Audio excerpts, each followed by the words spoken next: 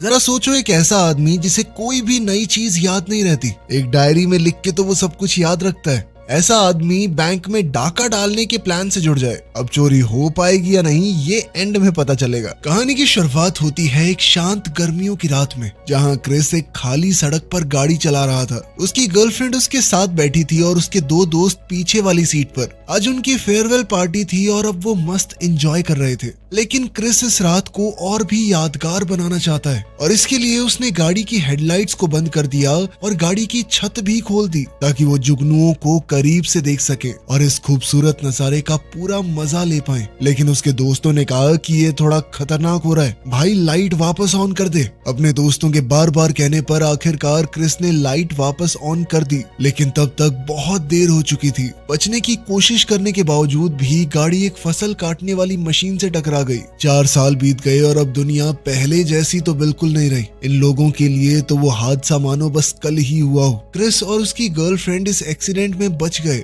लेकिन पीछे बैठे दोनों दोस्तों की किस्मत इतनी अच्छी नहीं थी और उनकी मौत का पछतावा क्रिस के दिल को रोज चीर कर रख देता। मगर बेचारा चाहकर भी इस बोझ को हटा नहीं सकता। उस एक्सीडेंट का क्रिस के शरीर पर भी असर हुआ था। उसे कभी भी बेवजह गुस्सा आ जाता, साथ ही उसका दिमाग उसे कुछ भी नया याद नहीं रखने देता था। इसीलिए वो एक डायरी के सहारे जीने पर मजबूर है, जिसमें वो हर जरूरी काम लिखता है। हर सुबह उठकर वो अपने ही लिखे हुए शब्दों से अपनी ही जिंदगी को दोबारा समझता है। साथ ही उसके दिमाग में जो चल रहा है उसे वो बोलने से खुद को रोक नहीं पाता। कोई लड़की पसंद आए तो भाई साहब सीधा बोल देते हैं। उसने जिंदगी जीने के इस नए तरीके को सीखने के लिए क्लासेस लेना शुरू कर दिया, लेकिन ये भी उसके लिए बहुत मुश्किल था। क्लास के बाद उसे पता चला कि उसने गाड़ी लॉक कर दी और चाबी अंदर ही रह गई। लेकिन ये इतनी बार हो चुका था कि अब वो हमेशा एक एक्स्ट्रा चाबी अपने जूतों में छुपाने लग गया था। पछतावे भरे दिल के साथ क्रिस अपनी एक्स गर्लफ्रेंड केली की झलक देखने चला गया, जिसका एक्सीडेंट में एक पैर चला गया था और अब वो एक नकली पैर के साथ जिंदगी जी रही है।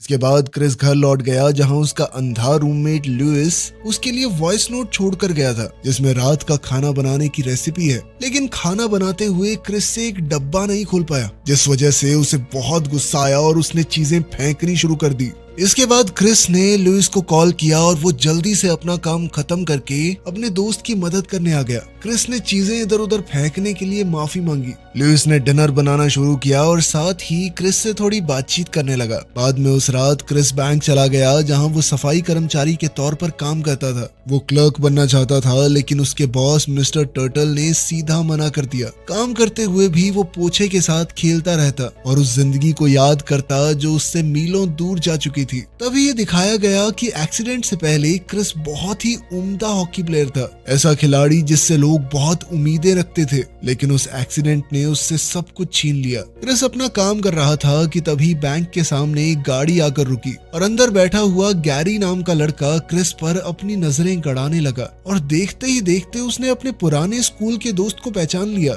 ये तो क्रिस है। लेकिन गैरी को ये देखकर दुख हुआ कि वो सफाई का काम कर रहा है। फिर उसने अपने दोस्तों से कहा कि प्लान के साथ आगे बढ़ो। बाद में क्रिस एक बार में गया और अपने पास बैठी हुई औरत से बात करने की कोशिश तो की, पर नाकामयाब रहा, क्योंकि उसके पास कोई ढंग की बात थी ही नहीं। तभी गैरी वहां पर आ गया। ये देखकर कि लड़की गैरी की बातों पर मुस्कुरा रही है, क्रिस नोट बनाने लग गया। लेकिन गैरी ने उसे रोक दिया और कहा कि मैं स्कूल में तुम्हारी बहन का क्लासमेट था। तभी बारटेंडर क्रिस का फायदा उठाने लगा। क्रिस की भूलने की आदत की वजह से वो उससे 2 बार पैसे ले रहा था, लेकिन गैरी बीच में आ गया और उसे क्रिस के पैसे वापस करने पर मजबूर कर दिया। गैरी दिखने में अच्छा है, काफी कॉन्फिडेंट भी है, बिल्कुल वैसा जैसा क्रिस हुआ करता था। गैरी ने उससे बात करते वक्त अपनी जेब से अस्थमा का पंप निकाला, मगर अस्थमा होने के बावजूद वो दुनिया में ऐसे चलता है जैसे सब कुछ उसी का हो। गैरी ने उससे एक्सीडेंट के बारे में पूछा और क्रिस ने उसे सब कुछ बता भी दिया। इस पर गैरी ने उसका हौसला बढ़ाते हुए कहा कि जब जिंदगी एक हाथ से लेती है तो दूसरे से कुछ ना कुछ देती भी है। क्रिस को गैरी की बातों ने अपनी तरफ खींच लिया।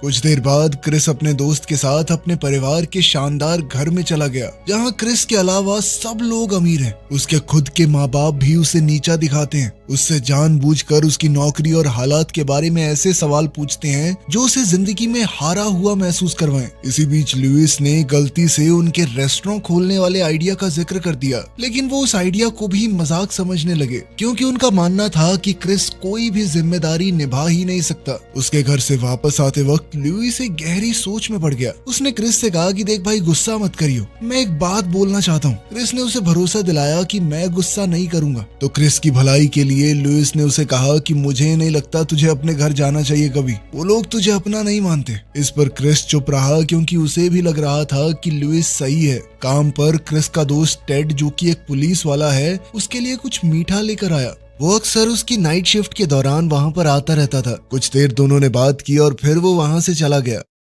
अगली रात क्रिस वापस बार में गया और गैरी की लाइंस को एक और औरत पर इस्तेमाल करने लगा। उसने पूरा कॉन्फिडेंस दिखाने की भी कोशिश की, लेकिन उसकी बात करने का तरीका औरत को कुछ खास पसंद नहीं आया। क्रिस को पूरी तरह शर्मिंदा हुआ देखकर लवली नाम की एक लड़की उसके पास आई और उसने गैरी के कहने से क्रिस के लिए ड्रिंक भी खरीदी। फिर उसने क्रिस से पूछा कि तुम क्या करते हो, लेकिन वो अपनी नौकरी के बारे में बताने में थोड़ा झिझकने लगा और साथ ही बार बार वो उसका नाम तक भूल जाया करता, और इसीलिए लवली ने अपना नाम लिख ही दिया ताकि वो दोबारा न भूल जाए। कुछ ही देर में गैरी और उसकी गर्लफ्रेंड भी उनके साथ जुड़ गए और गैरी उन्हें अपने साथ घर ले गया, जहाँ पर गैरी और उसकी गर्लफ्रेंड ने बेडरूम में गुलू गुलू करना शुरू कर दिया, जबकि क्रिस और लवली एक दूसरे कमरे में एकदम अकेले थे। तब लवली ने बताया कि मैं तुम्हें हॉकी खेलते हुए देखा करती थी और कई सालों तक तुम मुझे पसंद भी थे। वो उन दिनों की उसकी हीरो वाली कहानियां याद करने लग गई। बातों बातों में वो एक दूसरे के काफी करीब आ गए। बाद में गैरी ने क्रिस को घर छोड़ा और पूछा कि तुम्हारा अमीर बाप तुम्हारे ऐसी जगह पर रहने के बारे में क्या सोचता है, लेकिन क्रिस ने कहा कि मुझे कोई फर्क नहीं पड़ता। फिर गैरी ने क्रिस को अपने साथ एक पार्टी में चलने को कहा।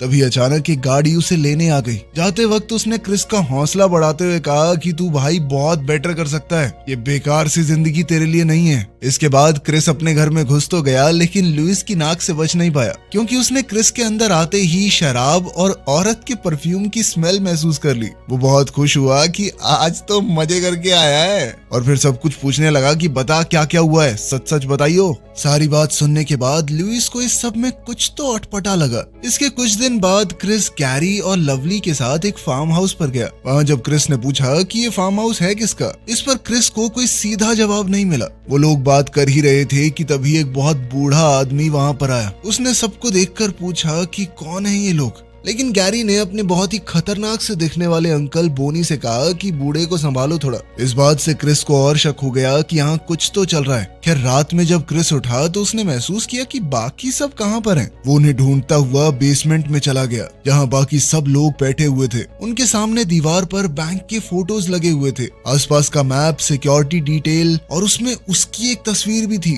तब गैरी ने उसे बताया कि जिस बैंक में तुम काम करते हो हम उसे लूटने का प्लान बना रहे हैं। इस पर क्रिस ने कहा कि वहाँ तो गरीब किसान अपना पैसा डालते हैं, गरीबों को क्यों लूटना है। इस पर गैरी कहने लगा कि गरीब किसान नहीं, ज्यादा पैसा तो बड़ी बड़ी फार्मिंग कंपनियों का है और अभी फसल बिकी है तो बहुत सारा पैसा पड़ा होगा बैंक में। गैरी बातें बनाने में बहुत तेज था। उनकी बातों से ऐसा लग रहा था कि ये चोरी करना तो उनका जन्म सिद्ध अधिकार है, बहुत बढ़िया काम कर रहे हैं वो। इस पर क्रिस ने कहा कि पता नहीं यार, मुझे ये सब ठीक नहीं लग रहा। तो गैरी ने सीधे तौर पर कहा कि ठीक कुछ नहीं होता, जिसके पास पैसा होता है उसी के पास पावर होती है। साथ ही उसने क्रिस से कहा कि तुझे क्या लगता है तू अपने बाप से कल को पैसे मांगेगा वो तुझे दे देगा, तेरी हालत भी हमारे जैसी है, फटीचर है अब तू, फटीचर। ये बातें सुनकर क्रिस का मूड थोड़ा खराब हो गया। वो वहाँ से निकलने लगा, लेकिन बाहर जाने से पहले लवली ने उसे रोक लिया और दोनों ने रात साथ बिताई। लेकिन अगली सुबह जब वो वहाँ से जा रहा था तब लवली और गैरी उसे खिड़की से देख रहे थे, जिससे साफ हो गया कि लवली भी गैरी के प्लान में शामिल थी।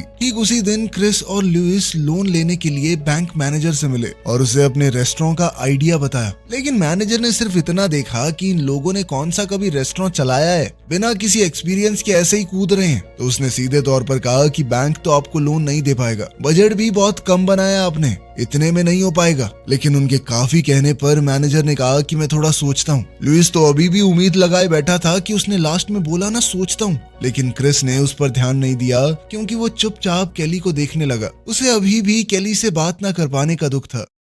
आने वाले दिनों में क्रिस की फ्रस्ट्रेशन बहुत ज्यादा बढ़ने लगी। उस रात क्रिस ने गैरी की बात को आजमाने के लिए अपने पिता को कॉल किया और कहा कि मुझे $10,000 चाहिए। वो एकदम शांत होकर बात कर रहा था कि उसके पिता को लगे कि वो ठीक हालत में है। क्रिस ने अपने पिता से कहा कि मैं एक छोटा सा बिजनेस करना चाहता हूँ, उसके लिए चाहिए ये पैसे, लेकिन उसके पिता ने मना कर दिया। फिर उसने कहा कि अच्छा चलो 10,000 छोड़ो, 1,000 तो दे दो, बाकी पैसे मैं कहीं और से कर लूंगा। लेकिन उसके पिता ने ये भी नहीं दिए, जबकि वो खुद बहुत अमीर हैं। 10,000 तो आराम से दे सकते थे। उन्होंने बस इतना पूछा कि किसी मुश्किल में है क्या, घर वापस आना है। क्रिस पहले से ही बहुत गुस्से में था, अब तो उसे ऐसा लगने लगा कि वो टुकड़ों के लिए भीख मांग रहा है, इसीलिए उसने मना करके फोन काट दिया। उसके पिता के यूं मना करने से उसके दिल को गहरी चोट लगी थी और उसने अब फैसला कर लिया कि मैं भी इनके साथ मिलकर बैंक लूटूंगा, क्योंकि ये उसे गरीबी से निकलने का इकलौता खुला दरवाजा लगा। वो अपने परिवार को भी साबित करना चाहता था कि वो खुद के बलबूते पर कुछ कर सकता है। अब क्रिस गैंग की मदद करने लगा उन चीजों में जो उन्हें लूट के लिए चाहिए थी। उसने तिजोरी की तस्वीरें भी ले ली ताकि ये प्लान हो सके कि उसे कैसे तोड़ना है। फिर गैरी ने उससे कहा कि जब भी पैसे बैंक में आ जाएं तो हमें तुरंत बता देना, उसी रात चोरी करनी पड़ेगी। चोरी के दौरान तुम्हारा काम बस ये देखने का होगा कि तुम्हारा दोस्त वो पुलिस वाला डेप्यूटी टेड लूट के वक्त अंदर ना आ जाए, क्योंकि वो कभी भी आ जाता है, उसका कोई फिक्स टाइम नहीं है, तो उसके हिसाब से प्लान तो बना नहीं सकते। लवली ने वो रात क्रिस के घर पर बिताई। उसके सो जाने के बाद वो फ्रिज से कुछ खाने का लेने गई, लेकिन लुइस अभी जाग रहा था। उसने सोचा कि लवली से बात करने का यही बेस्ट टाइम है। लुइस ने सीधे पूछा कि क्रिस के साथ क्या कर रही हो तुम। वो ये मानने को तैयार नहीं था कि लवली क्रिस से प्यार व्यार करती है। फिर वो लवली को अपने बीते हुए समय के बारे में बताने लगा कि कैसे वो बुरी संगत में पड़कर घर के अंदर ही ड्रग्स बनाने लग गया था, लेकिन उसे कोई आइडिया नहीं था कि ये सब बनाते हुए कितनी जहरीली गैस निकलती हैं। उस सब की वजह से ही वो अंधा हो गया, जन्म से नहीं था। लेकिन इस पर लवली ने डिफेंसिव होकर कहा कि नहीं नहीं, मैं प्यार करती हूँ क्रिस से, तुम ये सब कैसे बोल सकते हो, तुम्हें ऐसा क्यों लगता है मैं उसका इस्तेमाल कर रही हूँ। लेकिन लुइस ने सीधे तौर पर कहा कि मैं क्रिस के साथ वो सब नहीं होने दूंगा जो मेरे साथ हुआ। क्रिस उनकी बहस को सुन रहा था, लेकिन उसने कुछ नहीं कहा, क्योंकि उसे खुद नहीं समझ आ रहा था कि कौन सही कह रहा है कौन नहीं। कुछ दिनों बाद बैंक में टेड क्रिस को कुछ डोनट्स देने के लिए आया, लेकिन क्रिस जानबूझकर टेड से ज्यादा अच्छे तरीके से बात नहीं कर रहा था, ताकि वो उससे नाराज वगैरह हो जाए और लूट वाली रात को आए ही ना। क्रिस ने कहा कि मुझे ऐसा लगता है तू चैरिटी वगैरह कर रहा है, मेरे को दान दे रहा है क्या ये डोनट। इस पर टेड ने सफाई भी दी कि नहीं भाई ऐसा कुछ नहीं है, लेकिन क्रिस अभी भी गुस्सा था तो वो वहाँ से चला गया। उस दिन बाद में जब क्रिस और लुइस एक रेस्टोरेंट में खाना खा रहे थे तो क्रिस हमेशा की तरह वेट्रेस के साथ फ्लर्ट करने लगा। इस पर लुइस ने हंसते हुए कहा कि क्या हरकतें हैं तेरी यार, हर जगह शर्मिंदा करवा देता है। क्रिस वैसे ही आजकल गुस्से में रहता था तो वो चिढ़कर बोला कि हाँ ठीक है ना, ज्यादा टाइम तुझे मेरे साथ नहीं रहना पड़ेगा, कुछ ही दिनों में अपना खुद का फ्लैट ले लूंगा मैं। लुइस को अचानक से मिली ये खबर बिल्कुल पसंद नहीं आई। फिर हम लवली को देखते हैं जो कैब की पिछली सीट पर बैठकर क्रिस की राह देख रही थी, ताकि वो जाने से पहले एक आखिरी बार उसे देख सके। उसी दिन क्रिस की छुट्टी से पहले उसका बॉस टटल उसके पास आया। उसने क्रिस से कहा कि मैं तुम्हारी मेहनत से बहुत खुश हूँ, मैं टेस्ट कर रहा था कि मना करूंगा तब भी तुम कोशिश करते रहोगे क्या। अब छुट्टियों के बाद से तुम एक क्लर्क के तौर पर काम करोगे, पैसे भी बढ़ जाएंगे, चिंता मत करना। क्रिस को समझ नहीं आ रहा था कि क्या महसूस करे। उसने ये बात बताने के लिए सबसे पहले लुइस को कॉल किया। उधर लुइस का पहला गेस यही था कि इसने जरूर घर पे कोई गड़बड़ कर दी होगी, लेकिन क्रिस ने उसे बताया कि मैं बैंक में हूँ। लेकिन इससे पहले वो लुइस को पूरी बात बता पाता, अंकल बॉन बाकी लोगों के साथ वहाँ आ गया। अब चोरी का समय हो चुका था। क्रिस ने उससे कहा कि मैंने अपना फैसला बदल लिया है। वो उन्हें यकीन दिलाने लगा कि तुम लोग चले जाओ, मैं किसी को नहीं बताऊंगा ऐसा कुछ भी होने वाला था। लेकिन तभी गैरी ने उसके पेट में एक मुक्का दे मारा और कहा कि आज तो काम होकर रहेगा, अब बहुत देर हो चुकी है, सारी प्लानिंग हो चुकी है, हम आ गए हैं ना यहाँ पे। अब लूट शुरू हो गई और चोरों ने कैमरा की तार काटने के बाद तिजोरी को पिघलाना शुरू कर दिया। लेकिन तभी टेड अचानक से वहां आ गया, इसलिए गैरी ने क्रिस पर बंदूक तान दी और कहा कि जितना हो सके नॉर्मल बिहेव करना, और अगर ये बात भूले तो गोली चलेगी सीधी। टेड ने क्रिस से कहा कि आज भाई मेरी लास्ट शिफ्ट है, उसके बाद नया ऑफिसर मेरी जगह ले लेगा, मेरी वाइफ की डिलीवरी है, वहां जा रहा हूं मैं। क्रिस को भी इस बात के लिए तो बहुत खुशी महसूस हुई और उसने ये भी कहा कि पहले भाई गलत तरीके से बात करने के लिए सॉरी। लेकिन टेड ने कहा कि कोई बात नहीं, मुझे पता है कि तू अपने गुस्से पे कभी कभी काबू नहीं कर पाता। टेड चुपचाप वहां से चला गया। तिजोरी अब खोल दी गई थी और उन्होंने क्रिस को मजबूर किया कि तिजोरी से पैसे बाहर निकालो। जब लगभग सारे पैसे गाड़ी में रख दिए तो एक बार के लिए लगा कि चोरी तो बड़ी आराम से निपट गई। लेकिन तभी टेड अपने दोस्त के लिए डोनट लेकर वापस आ गया। उसे दोबारा आता देखकर सब हैरान रह गए और जब कोई भी सामने नहीं आया तो टेड को थोड़ा शक हुआ। उसने शीशे की खिड़की में गैरी की परछाई देखी। अचानक दोनों तरफ से गोलियां चलनी शुरू हो गई। टेड ने तुरंत गैंग के 2 मेंबर्स को मार गिराया, साथ ही गैरी को भी घायल कर दिया। फिर जैसे ही वो गैरी को गिरफ्तार करने के लिए नजदीक बढ़ा तो क्रिस ने उसे कहा कि पीछे देखो, लेकिन टेड ने अपनी नजर गैरी पर ही बनाए रखी और तभी बोनी ने टेड की पीठ पर शॉटगन से हमला कर दिया। गैरी ने अपने अंकल से कहा कि इस पुलिस वाले का काम खत्म कर दो और बोनी ने बिल्कुल वैसा ही किया। इसी दौरान क्रिस ने उस गाड़ी को ही चुरा लिया जिसके अंदर पैसे रखे हुए थे। क्रिस ने वहां से भागने की कोशिश की, लेकिन उसी पल एक्सीडेंट की यादों ने उसे सताना शुरू कर दिया। वो अभी भी अनजाने में लाइट ऑफ करके चला रहा था तो एक पुलिस वाले ने उसे रोक लिया, लेकिन ये चेक करने के बाद कि हेडलाइट टूटी हुई है, ऑफिसर ने क्रिस का कार्ड चेक किया। उसे क्रिस की बीमारी के बारे में पता चला क्योंकि कार्ड पर सब कुछ लिखा हुआ था। ये देखकर पुलिस वाले ने कहा कि यहाँ से सीधा घर जाना और गाड़ी आराम से चलाना।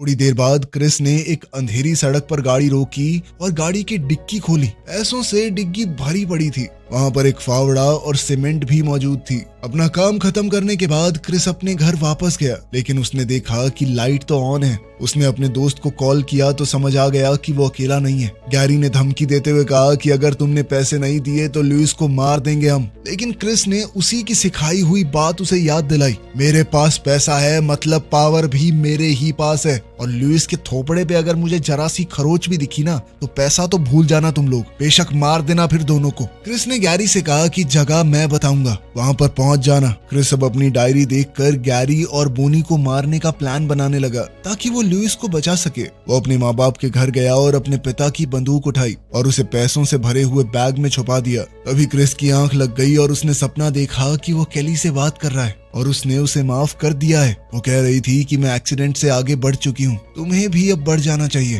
तभी अंकल बोनी ने उसे ढूंढ लिया और पैसों के लिए मजबूर करने लगा कि पता कहाँ पर हैं पैसे, लेकिन क्रिस कहने लगा कि मुझे याद नहीं है। तब गैरी ने उसकी डायरी निकाली और समझ गया कि उसने पैसे उसी सड़क पर दबा दिए जहाँ उसका एक्सीडेंट हुआ था। गैरी और बोनी उसे मजबूर करने लगे कि पैसे निकालो, मगर जैसे ही क्रिस ने बैग पर जूतों के लेसेस देखे तो उसे तुरंत याद आ गया कि उसका प्लान क्या है। एक बैग को बोनी वहां से लेकर चला गया और क्रिस से कहा कि दूसरा ले आओ, लेकिन क्रिस ने उस बैग के अंदर बंदूक डाली हुई थी। अपने दोस्त और अपनी जान बचाने के लिए क्रिस ने बोनी को गोली मार दी। गैरी चोरी वाली रात से वैसे ही जख्मी था तो वो वैसे ही उनसे लड़ने की हालत में था नहीं। जब वो गिर पड़ा तो क्रिस ने उसका अस्थमा वाला पंप भी ले लिया, जिसके बाद गैरी की तो अस्थमा अटैक से ही मौत हो गई। क्रिस ने पैसे बैंक को वापस कर दिया और सब कुछ पुलिस को बता दिया, लेकिन एफबीआई को यकीन ही नहीं हुआ कि उसकी कंडीशन वाला कोई आदमी इतना कुछ प्लान कर सकता है। साथ ही चोरों ने गलती से कैमरा की बजाय टेलीफोन की तार काट दी थी, इसीलिए सबने देख लिया कि उसने मजबूरी में उनकी मदद की है